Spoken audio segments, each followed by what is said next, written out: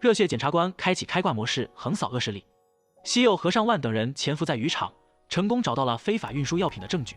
随着西柚一声令下，警员们纷纷出动，西柚火力全开，将混混们打倒在地，穿最粉的围裙，打最狠的架，终于将他们一网打尽。西柚带着证据连夜审问了黑老大，眼看就要牢底坐穿，黑老大决定供出幕后主使。厅长让人立即准备记者发布会，西柚一袭西装，揭露了金山市犯罪团伙的罪行，并指出他们与地方官员勾结。西柚正准备说出官员名单，检察官却叫住了他，说厅长有急事找他。西柚接过电话，重新走上台，说出了官员名单，却漏掉了区议员的名字，而他现在正在赵议员家中跪谢他的相救。赵议员看着新闻中西柚的表现，对他也很赞赏，让秘书安排西柚到首尔检察厅。西柚询问厅长放过区议员的理由，厅长解释是金部长的指示，也是他们去首尔的条件。西柚意识到区议员背后的靠山就是赵议员。西柚来到审讯室，他清楚怜惜是因为母亲的医药费才会成为恶人的打手，随后拨通电话，让上万去医院结清怜惜母亲的住院费，并转到首尔的医院接受最好的治疗。说他因为是初犯，所以会判处缓刑，让他庭审结束就来首尔，并给他一个联系方式，让他好好找个工作，再重新读书，才能照顾好母亲。怜惜对西柚的举动一头雾水，虽然一脸傲娇，还是对西柚鞠躬感谢。李准基惩恶扬善，成立复仇小分队，对抗权力顶峰。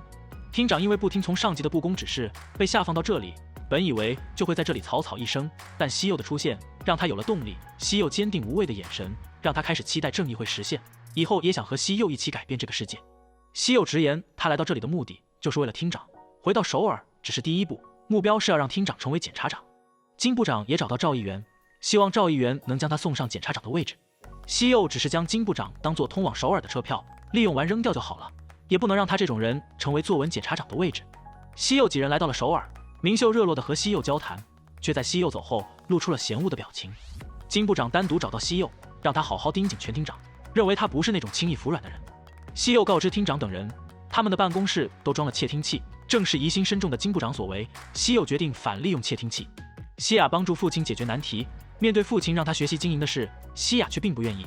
他不想与哥哥们引起争端，只想和家人幸福的生活。西柚家的炖鸡店成了网红店，连西也在这里打工。身为记者的韩美前来做采访，西柚邀请他一起在这吃饭。吴爷爷、和尚万也来了这里，瑰丽和明秀相继到来，西柚的复仇小分队逐渐壮大。西柚几人故意演戏，金部长听着录音也对全厅长放心了很多，但还是叮嘱西柚继续观察。正义检察官步步为营，将恶人一网打尽。张日贤找到西柚，说今晚俱乐部有聚会，金部长还叮嘱一定要带他去。看到一众高层30分钟都没有动筷子，而让权力者们等待的就是西柚的最终目标赵议员。张日贤告知西柚，用餐结束后，赵议员会单独面见他。秘书带着西柚前往，赵议员抛出一连串问题，西柚都完美的回答了。赵议员也对西柚另眼相看。